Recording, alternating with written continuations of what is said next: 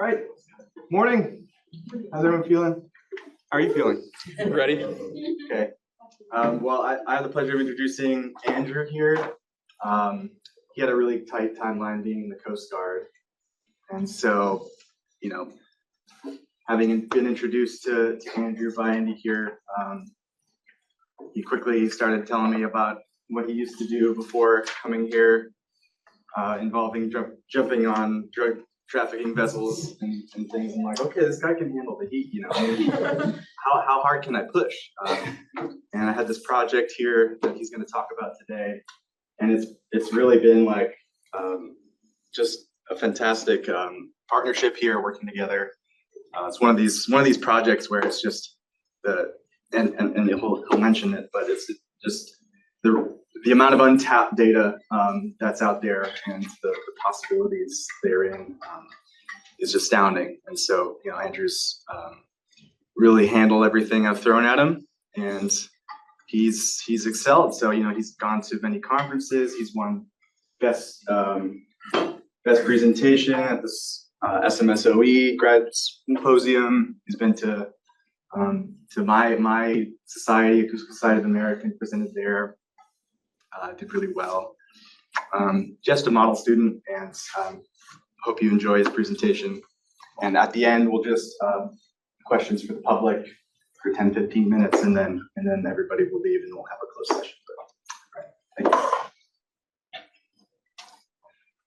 Gabe, thank you for the introduction. Thank you guys for joining me for my thesis defense titled A Geoacoustic Bayesian Inversion for Large Calibrated Singlebeam and Ground Truth Datasets. I'll begin with an introduction, move into the theory behind our geoacoustic inversion, and then discuss methods of how we actually use the inversion with our acoustic data, and then present and discuss results and touch on future work for the project. So in the first place, why do we care about characterizing the ocean floor, and who cares about it, and why do they specifically care about it? Well, the Navy, who's sponsoring this specific project, is interested in this because the more they know about the ocean floor, the better they can inform their own acoustic models. Geologic and benthic researchers are interested in this information because it tells them more about the domain that they're studying, and they can look at change across time in that domain. And lastly, offshore developers are interested in this because if you're going to build a wind turbine on the ocean floor, you need to know it's down there. So the best way to characterize a seafloor is to take an actual sample from the seafloor sediment and bring it back to the lab for analysis. This gives you direct information about the seafloor, and unfortunately, not all seafloor samples are equal. This is an example of a grab sample, which is a glorified shovel. You lower down, pick up some sediment, and bring it back up. There are much better options out there, but they're even more expensive. But even still, with these less expensive ones, you still need to rent a ship. You have to have crew. You have to have the equipment on board and take time to collect these. These can take anywhere from 20 and 30 minutes per sample to even a couple hours per sample. And that leaves to very disparate data. What you're looking at is Cape Ann, and the red dots are a subset of a USGS seafloor sediment database. And this is actually an area with pretty high data density, but even still, if we look at this range scale, we see that even over a couple miles, we only have a handful of sediment samples, and these are each the size of a dinner plate. So we're trying to tell what the seafloor is made of with just these samples when there's potentially miles in between them. So it brings in the question, are we looking at outliers? Since we have to extrapolate what these samples are, how representative are they? So what has been done to help improve this? Well, for several decades, people have been working on trying to characterize a seafloor with underwater acoustics. Originally, this was in the realm of classification, and that's where if you look at scattered acoustic energy from the seafloor, you can define regions of similar scattered energy. And if you know if there's sand down there or silt, you can say that region is probably all sand or all silt. But you can't tell us exactly what the properties are about that sediment. So what's the density of the sand that you're looking at? What's the porosity of the silt? That's where characterization comes into play. Characterization is telling us about specific sediment properties that you're looking at. So two examples of this. One is work from Dr. Sternlicht and Jere in the late 90s and early 2000s. They used a physics-based model, so a model that actually modeled the interaction of the acoustic sound wave and the sediment. And they fit this model to data to determine seafloor properties. One of the issues that they encountered was when they were fitting the model to the data, they oftentimes found that they could fit several models to the data essentially equally well. So this is pretty difficult to resolve certain characteristics. A more recent example, published in 2024, this is research out of the University of Washington. They used, again, a physics-based model where they're fitting data to it, but they did this with a Bayesian inversion. And this allows them to even better identify what is the most likely model that fits to this, and what are the most likely characteristics. Something I'll highlight about this study, though, is they only used 10 sediment samples to verify the results. And this is a trend that we often see with Seafloor characterization, is it's data constrained. Why is this? Because you need co-located, geographically speaking, sediment samples and acoustic data that work for your study. We've already talked about how ground truth is difficult to collect, it's expensive, very disparate. So oftentimes it's collected expressly for a characterization study. Or even other times, groups of researchers will get together in a very local area and take a lot of really high quality sediment samples for current and future study for underwater acoustics. Here's some examples of those here. But something is that none of these are at a regional scale. So we're looking at a very small set. We're not looking at the whole Gulf of Maine or the whole Gulf of America. And then acoustic data, when you're talking about characterization, it often needs to be calibrated. And that ensures that you can compare measurements between systems, between times of sampling, and you get consistent results. Calibration isn't cheap. Depending on the system, it's expensive or very expensive. Almost always, acoustic data is collected expressly for a characterization study, even if you're using existing Seafloor data. And this is what we're trying to address with this project, is how can we overcome this data issue? So these are the data sets that we're using. You're looking at a map that shows most of the Gulf of Maine, and there's two types of data plotted on here. The blue lines are acoustic data, and this acoustic data comes from National Oceanographic and Atmospheric Administration vessels, which go out every year with several calibrated echosounders on board, and they collect data to count schools of fish. But these calibrated echosounders also capture the seafloor return, but no one's used this for characterization.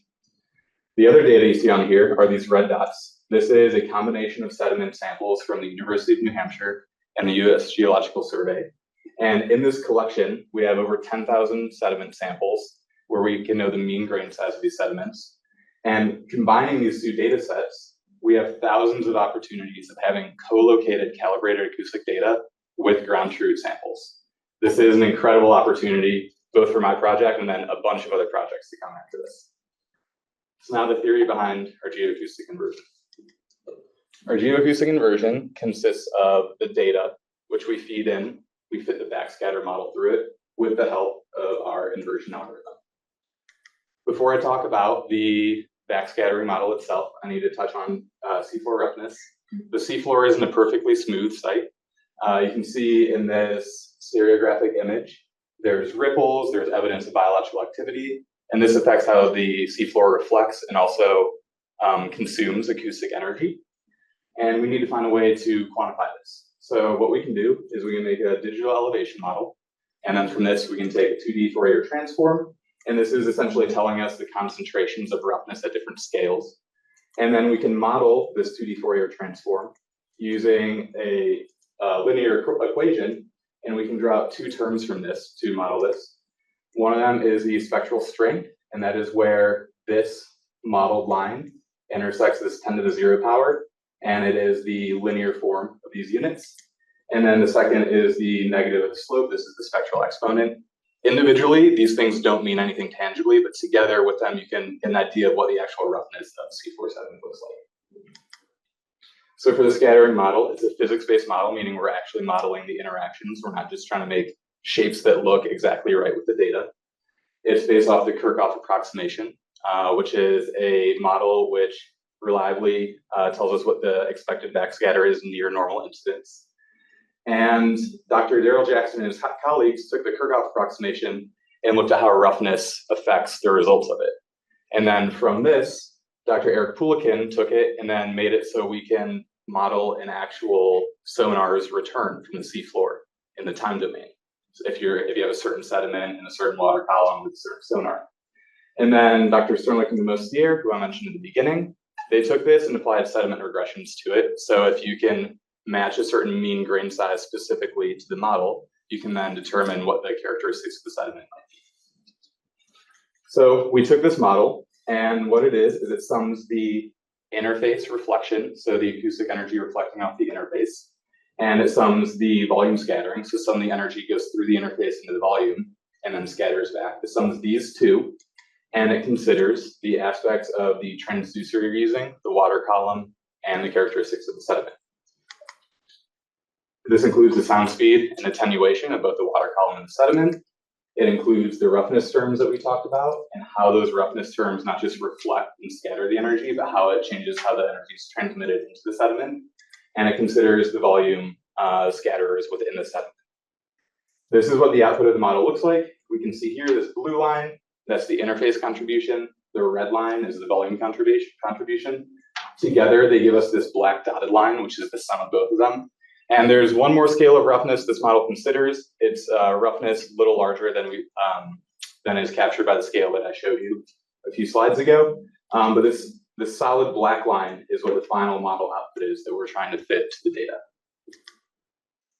We augmented this model in two ways. First, we included a density depth gradient model. Sediments rarely are just perfectly uniform density going straight down. They have densities of different depths for different reasons. And Dr. Tony Lyons here and one of his colleagues developed a model which we adapted into ours, which models what the acoustic energy return looks like if you have one of these density gradients.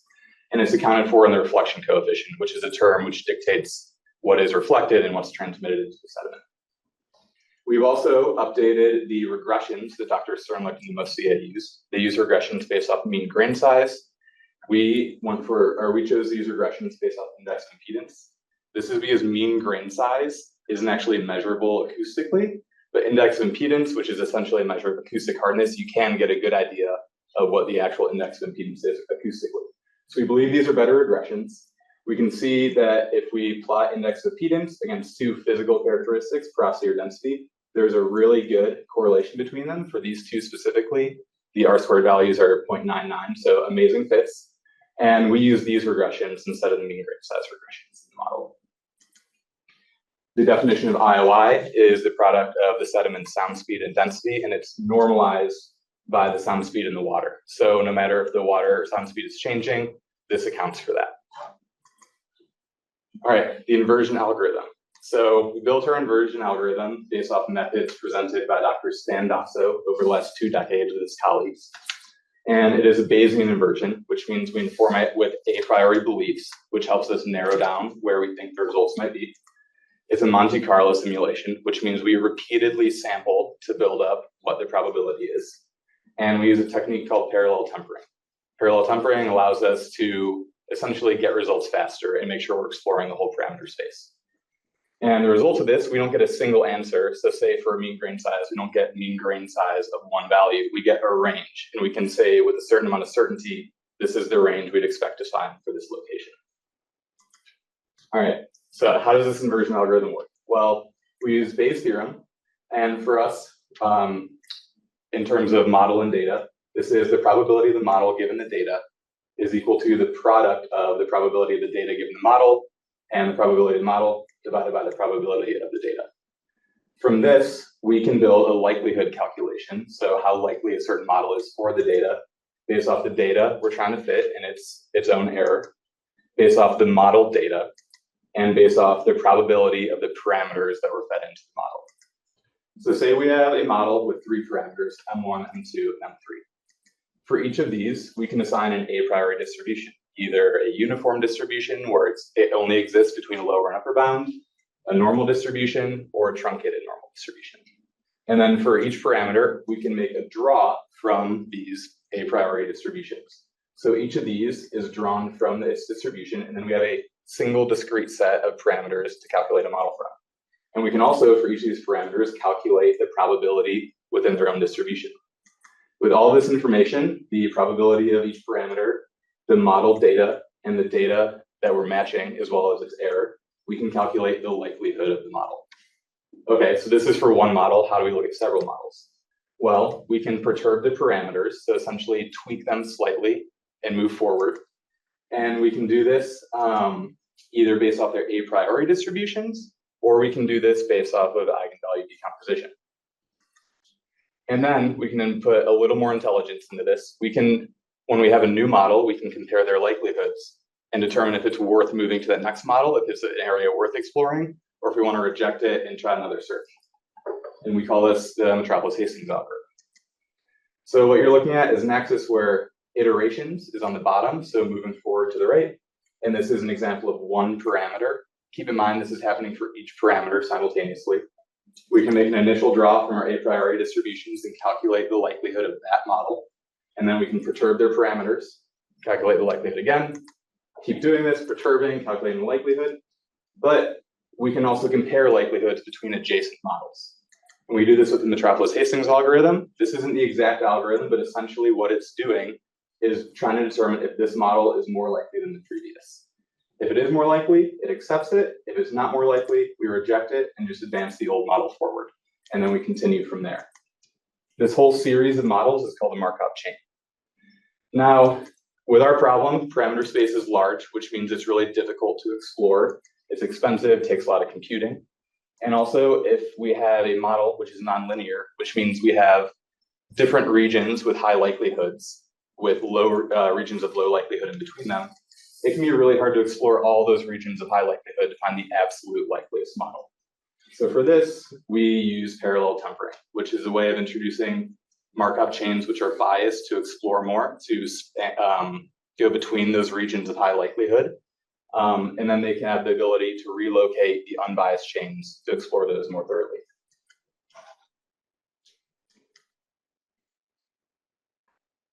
So here, in a parallel tempering example, we take a draw for each chain. We have a low temperature chain and a high temperature chain.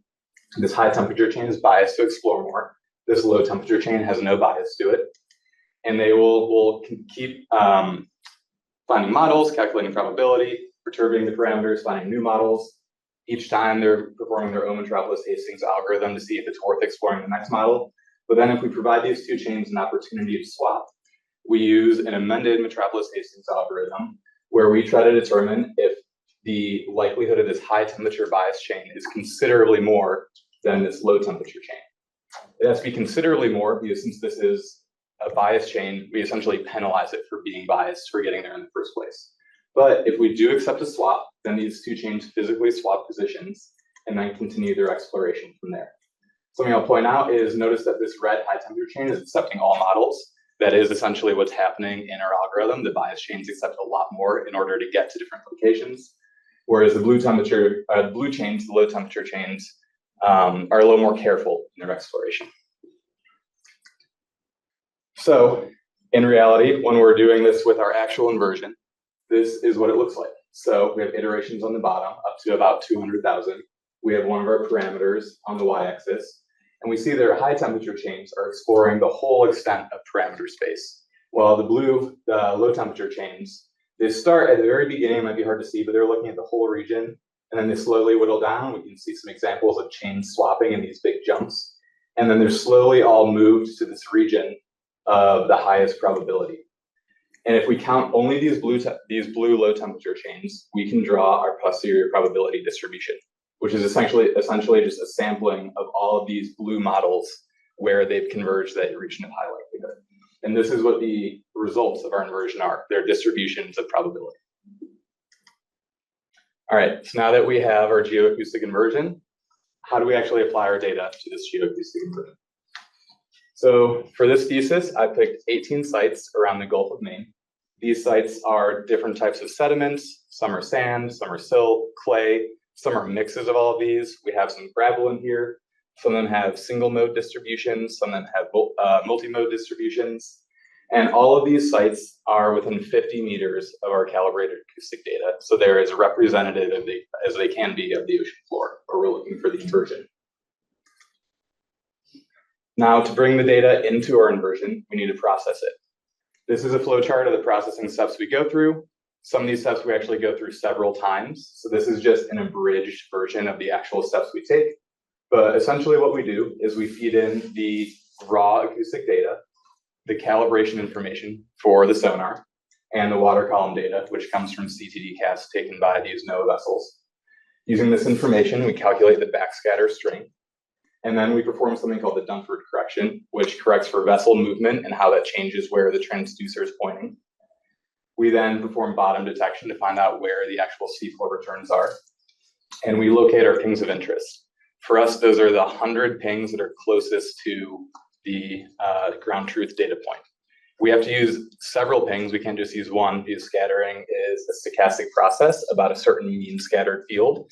So we need to use several data points and take their average to actually get what the mean scattered field likely is for that site. So once we've located our pings of interest, one of the two things we do is we perform a heave correction, which accounts for another type of vessel movement. And we then, with that data, calculate the average relative angle between the transducer and the sediment interface. This is something that goes into the backscatter model. And we also separately align the pings and average them in a single ensemble ping, which is our mean scattered field. And from all these steps, we get our inversion inputs. So the ping alignment process, if we have 100 pings, we need to align them so that we're properly averaging them when we want to find the mean scattered field. So the way we do this is we identify the seafloor return, which is this black line. It looks like a little hump or a waveform in the data. And we find the data point with the maximum amplitude. From there, we go down 10 dB, which is a threshold relative to this maximum amplitude. It's unique for each individual ping, always based off its maximum amplitude. And we find the alignment point during the rise of the data. Oftentimes, this doesn't coincide with an exact data point, so we'll have to interpolate it here, but we align everything based off of this threshold. And this is what it looks like before. On the left, we see all the pings are following the seafloor, while on the left-hand side, we have them all nicely stacked on top of each other, so we can bring them all together into an average ping. So like I said, since a lot of these thresholds are interpolated, our data isn't actually lined up. So if we have an example with 3 pings, since they're not lined up, we have to bring all the data points down to a common vector. From there, we perform a sliding Gaussian average, and that produces our mean scattered field. Over here on this plot, on the x-axis, you're seeing range past the bottom. This is range, not time. It's just been converted with the sound speed. And then on the y-axis is the intensity of the received acoustic energy, normalized by the intensity of the transmitted acoustic energy. These are also the same units our model is working in, and I make sure that we're outputting what our model is going to output so we can fit the two together. All of these blue lines are 100 individual pings that we've aligned that we're averaging. This black dotted line is our mean scattered field, and these black bars are the error associated with this averaging process, the standard error of the mean. So now that we have our acoustic data that we can put into the inversion, the way we actually use our inversion is in 2 steps. The first step, the express purpose of this step, is to determine the likely index impedance of the sediment that we're looking at. And for that, we use only the 120 kilohertz data. For the second step, we use the index impedance probability, so that region that we think it is, will inform the second step with that likelihood and use 3 frequencies this time, 18 kilohertz, 38 kilohertz, and 120 kilohertz. We use all this data, and then using multiple frequencies, it allows us to solve for a greater number of parameters since we have different types of data. And then we invert using this. So for the first step of our inversion, these are the parameters that we search for. There's many parameters total to the whole model, but these are the ones that we are actively trying to find the answers for with quantified uncertainty. So first one is index impedance. The next one is one of our interface roughness terms. We can only solve for one because we only have one frequency at this point. The next one is a volume scattering term. The fourth is that larger scale roughness, macro roughness. And the last one is depth. Now for the second step, since we have multiple frequencies, we can solve for more parameters. So we can solve for both of our roughness terms and determine the actual roughness spectrum. And we also include the 2 terms for the gradient model, which we use with our data, or use for our model. All right, the results. So for the first step, these are the overall results. What you're looking at is on the x-axis, the mean grain size in units of feet of the ground truth for each of the 18 sites. And on the y-axis is the inverted probability of each site's mean grain size. And then those are plotted as box and whisker plots. This dotted black line is where these box and whisker plots should intersect if we successfully identify the location. So looking at this, we see that for all these are sand samples, we correctly identified all of the sand sites. However, for the finer grain sites, the silt and clay sites, we were rather inconsistent identifying if it was a silt or if it was a clay. Oftentimes we thought it was finer than it actually was. I'll also point out this site right here. This is a gravel site. We know based off of the assumptions of the backscatter model we're using, we can't correctly identify this, but we wanted to see how our inversion would handle it. What you're looking at now is mean grain size for the ground truth on the bottom, but index impedance on the y-axis. And these are our results plotted against two regressions. This solid blue one is the index of impedance regressions we're actually using. And this dotted blue one is the regressions that we had replaced. So the regressions that Sternlicht and DeMoste here were using. And it's interesting because when we get to the finer grain sites, the inversion results almost tend to follow this other inversion that we had replaced a little more closely.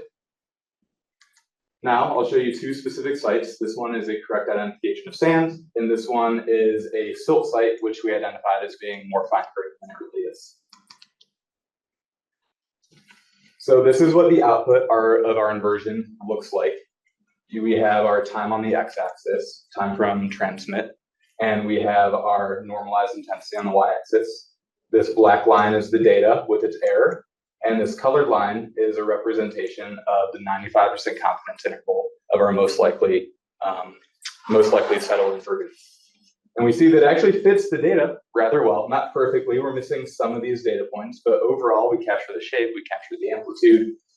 And now if we look at the posterior probability distribution and mean grain size, this blue dotted line is the site we were trying to identify. It almost perfectly coincides with the median of our inversion, which is great. That's exactly what we're hoping for.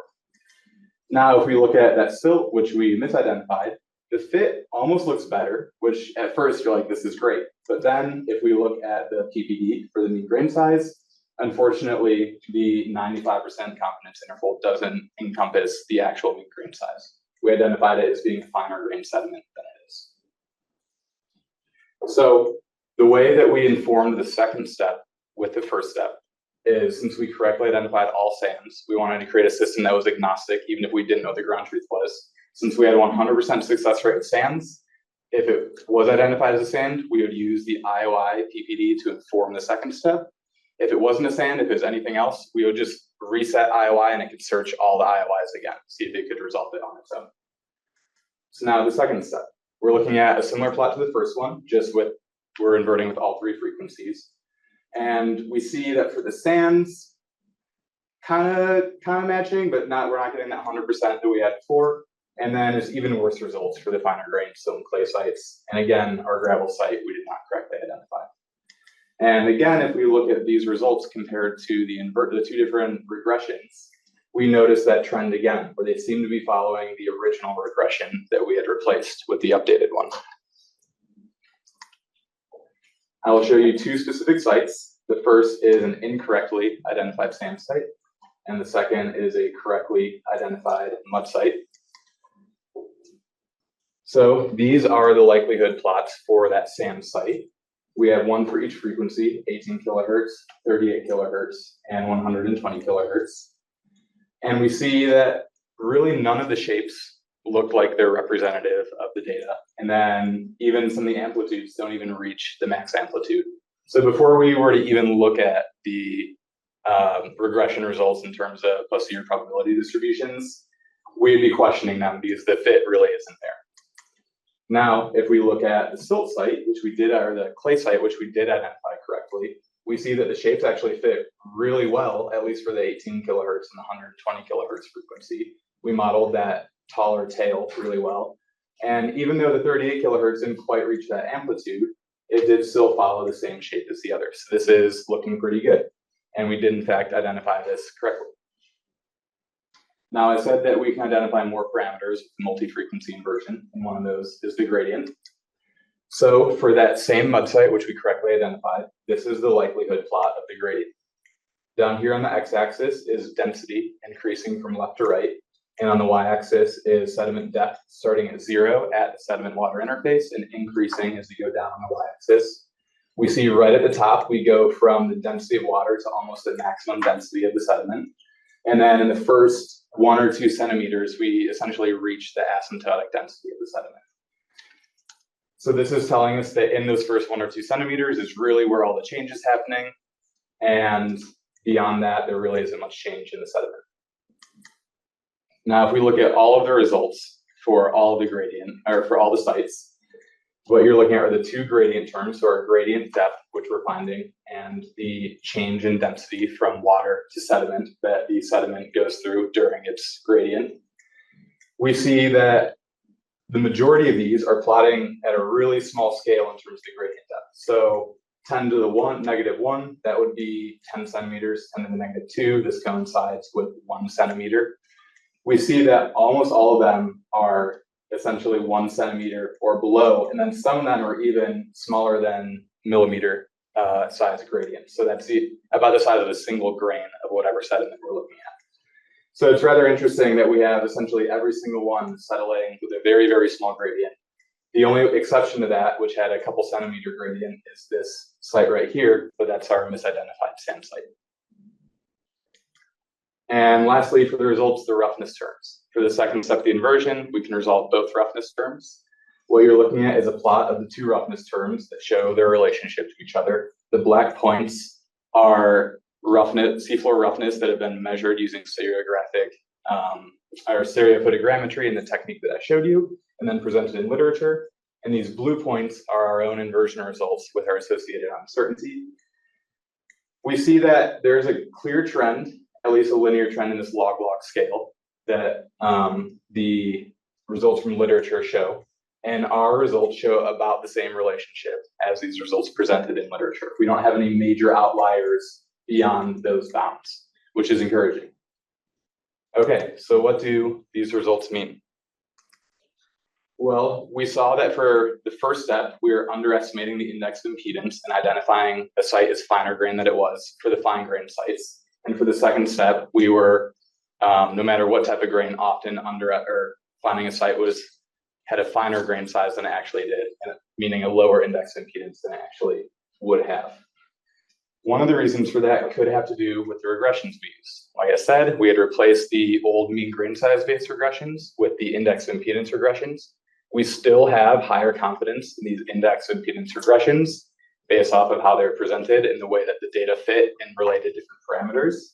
However, it is curious that they're following the old regressions a little more, especially for fine grain sites. So this could potentially be a result of the scattering model mishandling this. When Dr. Sternlicht and Mosier used those regressions, they showed good agreement with sand, silt, and clay. So potentially that could be indicative of us having to tune something in the scattering model itself. Another possible reason for IOI underestimation has to do with the Kirchhoff approximation, which is the foundation of our scattering model. What you're looking at here is on the x-axis is grazing angle, where 90 degrees right here corresponds to normal incidence, so straight down at the seafloor. And on the y-axis is scattering strength. Each of these lines is one of the different frequencies that we're using. And we see that if we go from 90 degrees to 89 degrees, so just 1 degree away from straight down, for the lowest frequency, 18 kilohertz, we're changing in magnitude nearly 10 degrees in that, or 10 decibels in that single degree. So that's essentially an order of magnitude change across 1 degree of scattering strength. Whereas at our higher frequencies, this 120 kilohertz frequency, we're changing by maybe 1 or 2 dB over that first degree, which is not even quite cutting it in half. So a significant difference between these frequencies. And when we did our first step, we correctly identified this, some of the index impedance specifically for SAMs. For the second step, when we introduced these lower frequencies, we are often underestimating. So this could be a potential reason. If our relative angle calculation is biased even a little bit, even a fraction of a degree, we could see significant differences in the predicted backscattered energy. And lastly, there could be some bias in the sediment samples themselves. Many that we are using were just grab samples, which don't perfectly constrain the sample on their transit from the seafloor up to the surface. So if they lose grains and they're biased to lose finer grains, when you perform the lab analysis, you might find that it has a coarser mean grain size than it actually has. So we might just be searching and thinking they should be coarser than they actually are on the seafloor.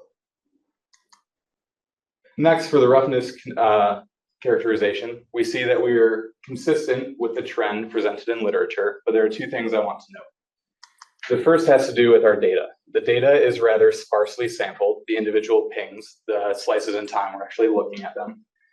Here I'm showing two plots. This leftmost plot is a modeled return for a silt substrate, and the right plot is a modeled return for a sand substrate. The yellow line is the full resolution model, so what the model would predict, while the black dotted line is if we were to sample that model at the rate that our data is sampled. And we see that we lose some of the finer features of the form of the model. And this could potentially be happening for the actual seafloor returns. We're losing some of these finer features. And since roughness influences what these finer features look like, we might just be misrepresenting what the actual roughness is if we're not able to resolve what these features are. And lastly, both index of impedance and our roughness terms are both first order controls on the magnitude or the amplitude of the backscattered energy. So if we're incorrectly identifying index of impedance, that could have an effect on our roughness terms. What you're looking at here is a joint marginal probability distribution where we're basically seeing how correlated some of our inverted parameters are with each other. And if we look at this box right here, this is one of our roughness terms, and this is our index of impedance. We see that there's a strong correlation for this inversion specifically. So this just demonstrates that there is potentially a link between the two. So if we're misidentifying one, maybe we should be questioning the exact results of the other. And finally, the gradient analysis. Unfortunately, none of our ground truth sites had gradients that we could compare our results to or analysis done to determine those. And it was interesting that many of our sites resolved at a very, very small gradient. Now, depending on what literature you look like, you could say this is consistent with literature, but we do know sediments exist out there which have longer gradients. And considering we use so many diverse sites, we might have expected to find a wider array of gradients. But it is impossible to say exactly if our results were representative or not representative. All right, so now the future work that this project is working towards. The first step is calibrating the inversion correctly. We are not consistently identifying all types of sediment, and we can't really say stuff about an area we don't know anything about the sediment if we don't have full confidence in our results. So this is the first step. That could include looking at the actual scattering model that we're using, or it could include changing our actual steps of the inversion or fine-tuning the inversion itself. One way that we can go about this is looking at higher quality ground truth. So there's a region south of Martha's Vineyard that's been studied specifically for acoustics, and they took a lot of really high quality sediment samples. And we can see our blue lines of the acoustic data we're using plotted against these sediment samples. We have a lot of co-location opportunities to invert for these locations. And all these samples are taken with different types of coring mechanisms. So we not only have the grain size distributions, we also have density analysis, and we have how sediment properties change with depth. So this is exactly what we need to help calibrate our inversion. Specifically for this site too, it is many fine grain types of sediment. So, and that's what we need to calibrate our inversion to specifically. This project is working towards mass application at a regional scale. And once we have our calibrated inversion fully working, there are a couple other steps we have to take. The first is we have to reduce the computational load of this inversion. The results I showed you today took about 2 to 3 weeks to produce of a code running on a computer constantly, which takes quite a long time. I'm not a perfect coder, and I know there's ways to optimize this. So that would be a huge step. If we can even cut the time in half or less than that, that helps us get a lot more results a lot faster. We also have to work on effective data binning. We had the benefit of knowing where a certain sediment was based off the sediment sample, and we were able to pick the 100 pings closest to that should be representative. If we're trying to invert for sediment that we don't know what's down there, there's a chance we could take a chunk of pings that they're reflecting off both sand and moving into a region of clay or silt. And it'd be inappropriate to average those pings together when they're two different sediments. So if we can find a way to effectively bin these, so we're making sure we only look at similar sediments when we ensemble our pings, This would help us apply this at a mass scale. This is something that Honora, who joined our lab this summer, has been working on. I really encourage you to talk to her about this work. It's really cool. And lastly, we can't effectively identify gravel due to the constraints of our scattering model. So if we can even in a binary sense say yes or no, there's a certain amount of gravel at this site, we could be misidentifying some sites as one sediment when in reality it's gravel.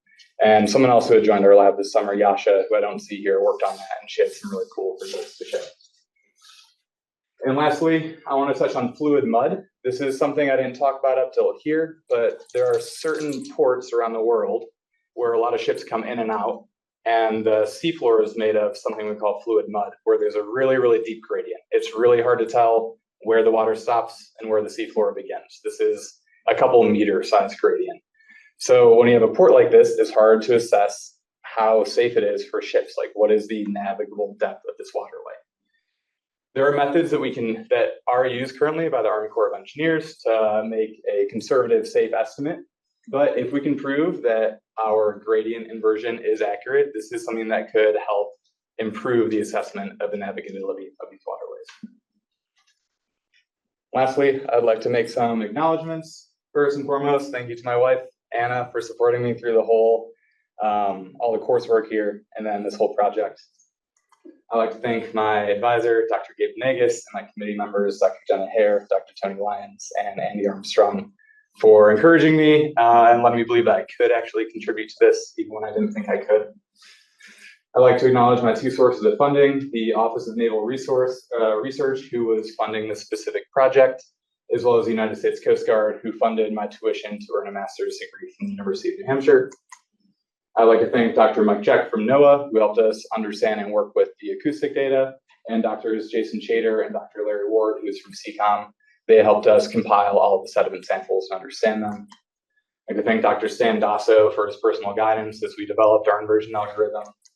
I'd like to thank Dr. Brian Miles, who's here at CCOM. He really helped me get this code up and running so we could look at it. We can invert in only the time frame of maybe a week or two rather than a couple months for a single result. And lastly, I'd like to thank the CCOM faculty, instructors, and my friends here. And a specific shout out to the CCOM IT department. Thank you for helping me set up this meeting. And also, I used an incredible amount of computers as I got all these results, and they helped me the whole way. So thank you. I'll take questions.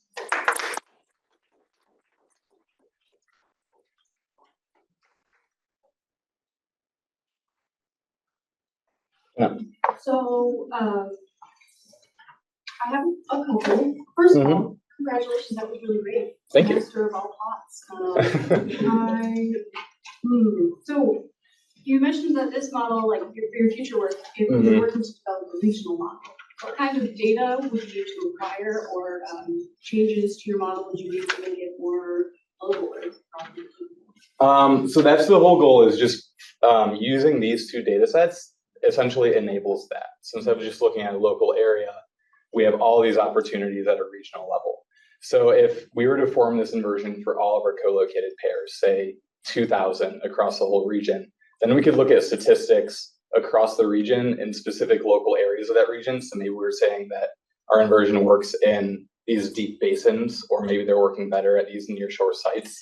So just the fact that we have all of this data in one place will let us look at the statistics geographically or by different types of sediments. So it will let us move from the local to the regional scale. Would the region be New England? For us, yes, yeah. And then, you know, maybe this could be applicable on the other side of the Atlantic or the Pacific, but sediments change all around the world. So you really have to look afresh in those new places and make sure these specific steps would work for those as well as they do here. So it wouldn't be like you could add data on sediment from Florida and the Azores and make a Atlantic model. You would need to study those regions, or you would recommend studying those regions specifically? At first, I mean, ideally, this could work so well that no matter the sediment, you could use it. But I don't want to say for sure it could do that right off the bat. Yeah. Tom. So you kind of alluded to this angular response curve you showed. When you're taking those 100 pings that are closest to the grab sample and you average them together, are you making the assumption that those are all hitting the seafloor at a 90-degree grazing angle, or is there something else you're doing in there? So that's where the relative angle calculation comes in. So when we ensemble those, we don't do any weighting of the individual pings. But when we do the relative angle calculation, we're looking at each ping binned with others and determining based off the vessel movement and then actually a plane that we're fitting on where they're striking the seafloor. We figure out what the relative angle is for each ping, and then we average that. So I think what you're getting at is wrapped up in that relative angle averaging that goes into the model. But I think that's something that we really need to examine, because with how dramatic an effect that could have on our results, maybe it is worth looking into maybe weighting different pings based off what the vessel movement was for that one, or changing how we do the relative angle calculation to account for it appropriately. Thank you. Yeah. Abby. Hi, great presentation. Thank you. You're wonderful, obviously. My question pertains to, you had a difficult time identifying silt and gravel. Yes. Was that consistent with what you saw in the literature as well, or was that unique for your model?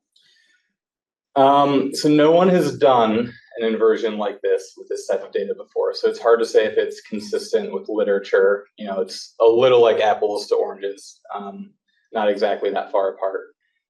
The main thing that we do have to go off of is the model that Eric Poulikin put together and then taken by Dr. Sternlicht and Demosier. When they use this with their sediment regressions based off mean grain size, they were able to properly characterize each one. And how I said that different models might fit, that was like one clay or a different clay, but they were both clay that they're showing fit to a clay site. And that's not what we're getting, but that's what we do need to get to. Does that answer your? Yeah, totally. Okay. We don't have to be political here. Can you describe maybe how those folks fit, how that regression came about for the mean grain size? They basically, what do they do to get that mean grain size regression? Oh, And why we don't really trust it? Yeah, so I don't know the full history of this. It comes from the University of Washington, the Applied Physics Laboratory. I'm sure Tony could go on a whole presentation about this. But the regression is from the 80s. And I know you guys have alluded to, haven't looked into, that these regressions in this model were kind of co-developed to justify each other. And now we're introducing these new regressions, which we have much greater confidence in, to this model, which was kind of developed alongside those regressions. Did I hit that right, Gabe? They fit.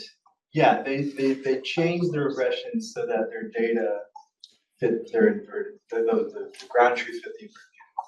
Oh my God. Based on like a handful of things. So So this is already like light years better than.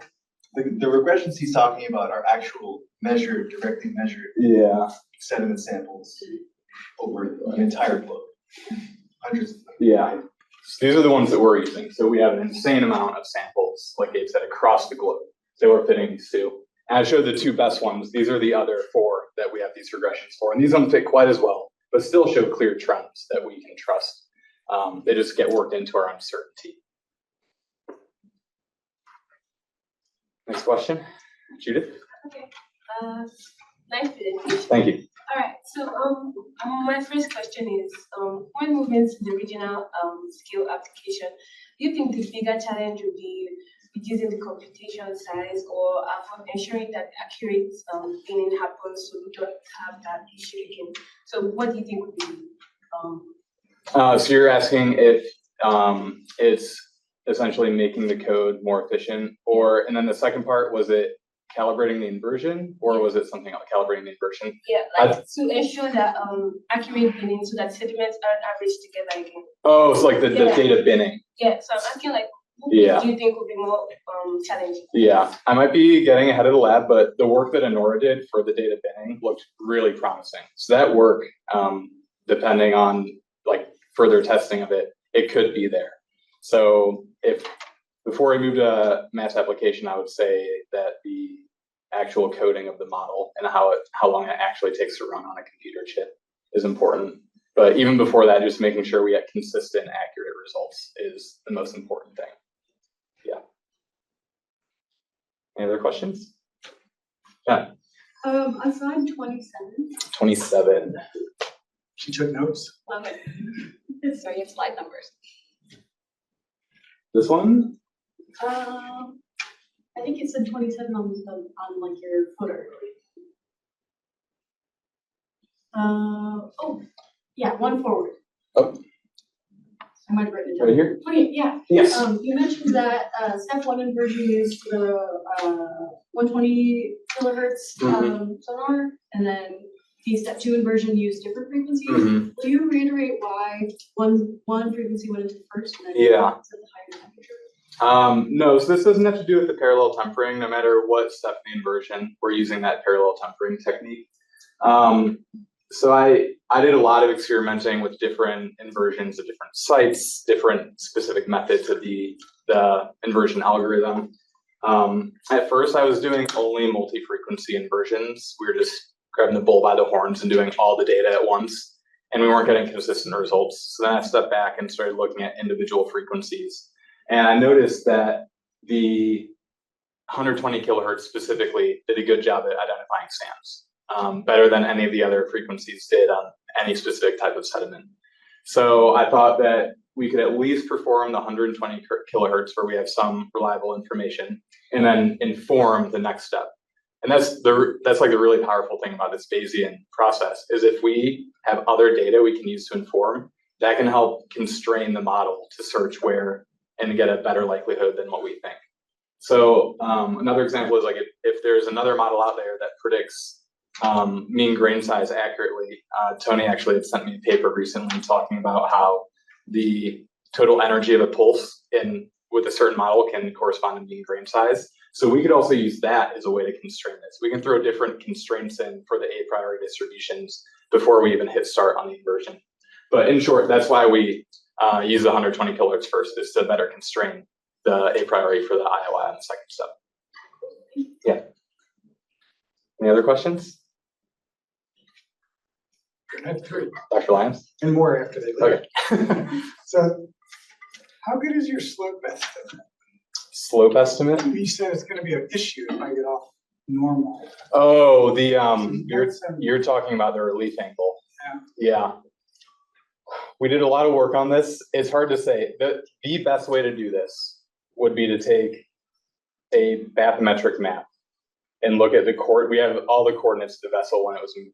Look at the actual relief angle based off bathymetry and combine that with the vessel movement. Because right now, we're just, for every ping, we find where the strike point is based off where the vessel's pointing and how deep it said it was. And we do a best fit plane through some of these points as they're bent. And these planes, like the points could be all over and the plane's like kind of in the middle. It doesn't look great, but it's what we have. So the best way would be using actual bathymetry. That is in itself is going to be a big step going forward. that's for next Yeah, year. that's for Judith, I think.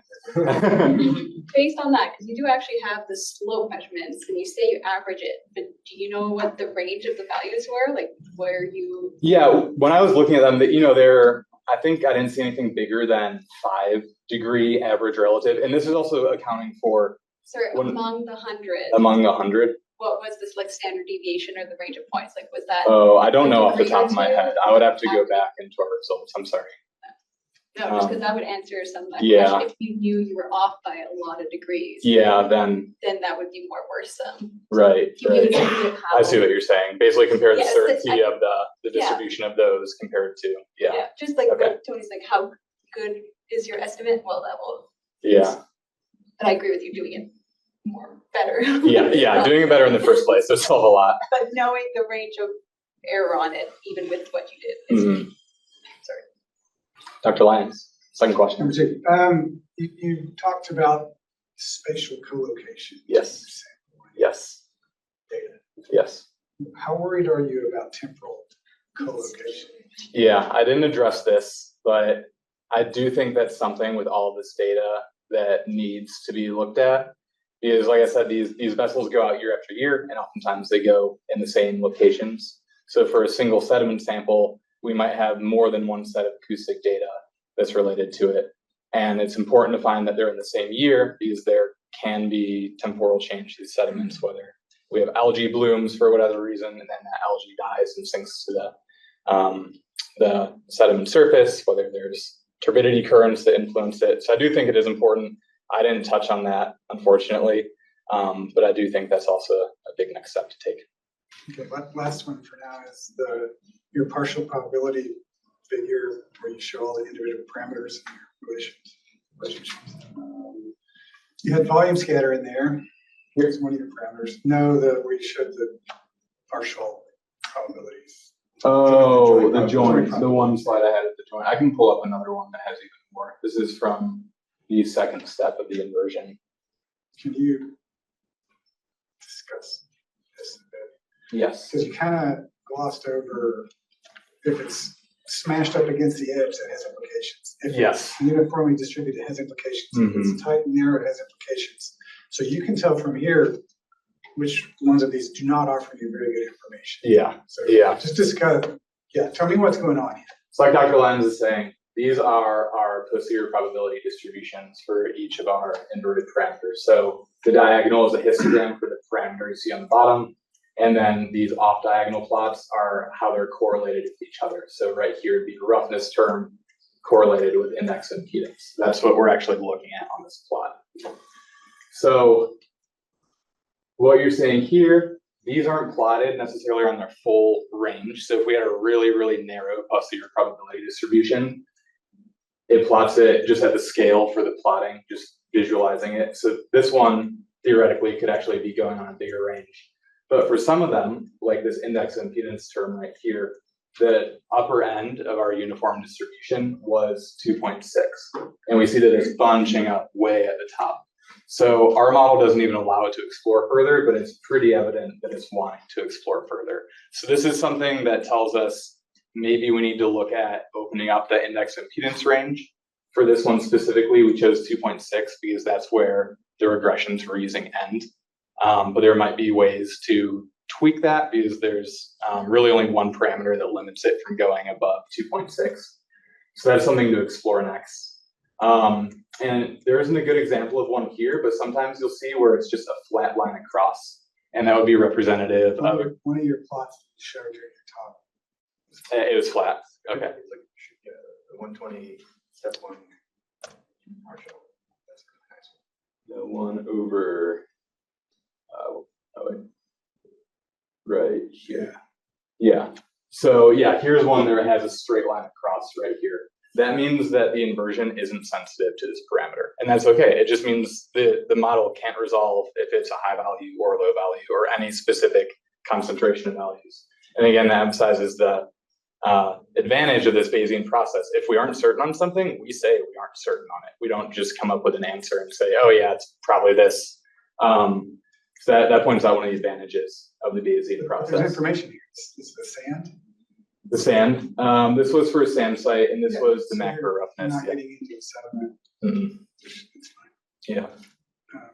Or sorry, that's for the volume. Yeah. Yeah. So the last thing is just a couple of comments. I actually think it's useful. I mean, in my opinion, I think it's useful if you can go gravel, sand, soft stone. Mm-hmm. I think that's also useful. Mm-hmm. So if you've got even a rough technique to do that, I do think that's it's a start. It is. Not bad. And just for everyone here, I think you were limited in time, and this was really kind of three big problems he had to work with, working with this large data set, problem one. Doing Bayesian stuff, trying to learn that from scratch, that's not easy. And trying to understand the scattering models too. So well done on all that. Thank you. Thank you. Any other questions? All right. Thank you all for joining me. I appreciate it.